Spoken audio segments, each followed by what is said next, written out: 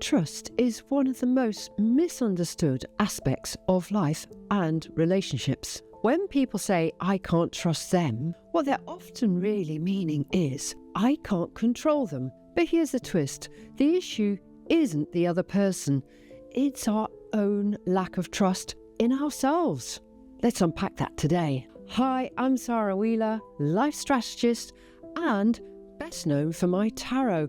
And welcome to my Wednesday weekly wisdom where, any more W's going, I'm here to be your guide to unlocking clarity and balance in life. Today, I want to share a little spark of wisdom with you to get you through the rest of your week about trust.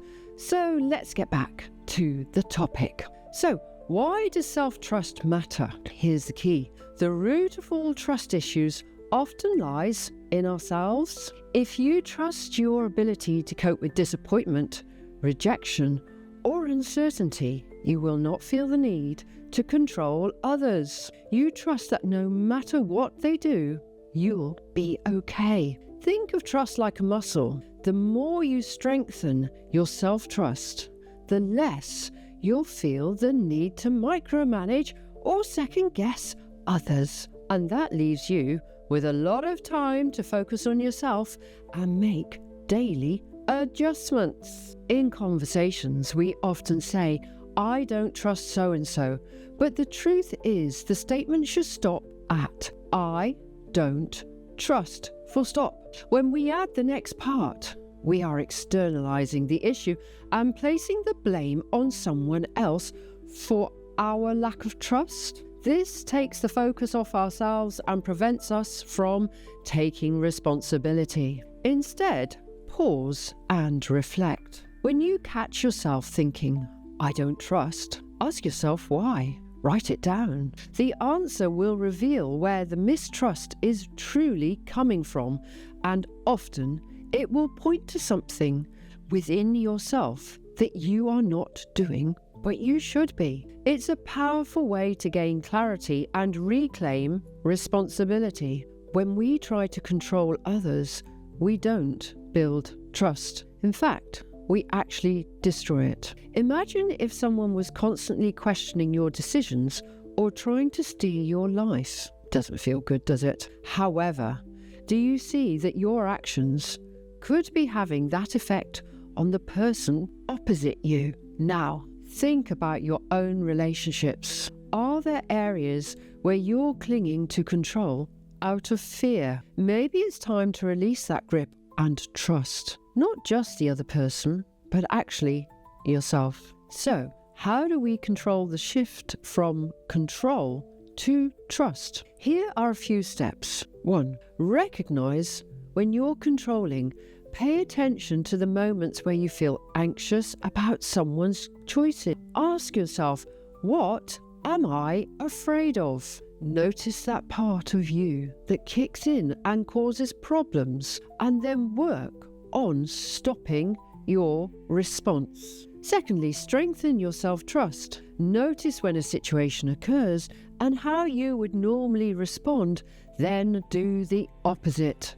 It really is as simple as that. In reality, do nothing, and then when you are ready to test yourself, start by building your confidence a step or a day at a time and your ability to handle the unexpected. Thirdly, let others be themselves. Trust isn't about perfection. It's about accepting the messiness of our mind and our psychology, both in yourselves and in others. Learning to accept and allow the other person to be them and not your version of them is a big lesson, and I will be covering this in a future video. Trust is like a dance. In a dance, you don't control your partner's every move. You flow together, allowing the space for individuality while staying connected. But if one person tries to lead too much, then the dance falls apart. In life, trust works in the same way.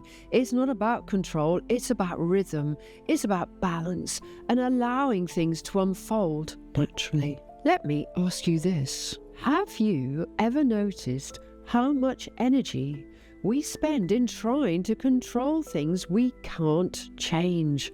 It's like holding on to sand. The tighter you grip, the more it slips away.